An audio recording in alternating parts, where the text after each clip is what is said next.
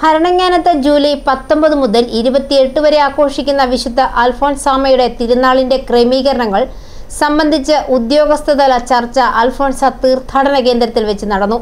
Mani C Kappan MLA നേതൃത്വത്തിലാണ് യോഗം ചേർന്നത്.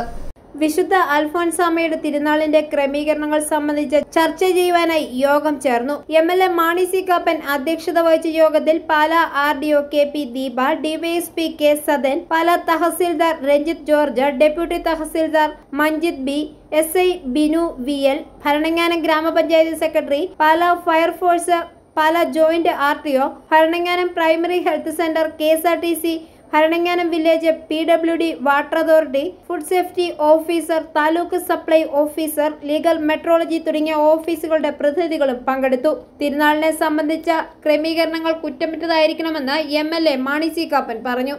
തീർത്ഥാടന കേന്ദ്രത്തിൽ വരുന്ന തീർത്ഥാടകർക്ക് എല്ലാവിധത്തിലുള്ള സൗകര്യവും ലഭ്യമാക്കുന്നതിന് എല്ലാ വകുപ്പുകളുടെയും കൂട്ടായ പ്രവർത്തനം നടത്തുന്നതിന് വേണ്ട ക്രമീകരണങ്ങൾ ചെയ്യണമെന്ന് RDO KP ദീപയും അറിയിച്ചു. പ്രധാന തിരുനാളിന്റെ തലേ ദിവസമായ ജൂലൈ 27-നും പ്രധാന തിരുനാൾ ദിവസങ്ങളായ ജൂലൈ 28-നും ഗതാഗത ക്രമീകരണങ്ങൾ, ഹോട്ടലുകളിലെയും മറ്റുള്ളവർ വിൽക്കുന്ന ഭക്ഷ്യവസ്തുക്കളുടെയും സുരക്ഷിതത്വം, ശുദ്ധജലത്തിന്റെ ലഭ്യത, പാർക്കിംഗ് സൗകര്യങ്ങൾ എന്നിവയെക്കുറിച്ചുള്ള വിശദമായ വിലയിരുത്തൽ യോഗം നടത്തി.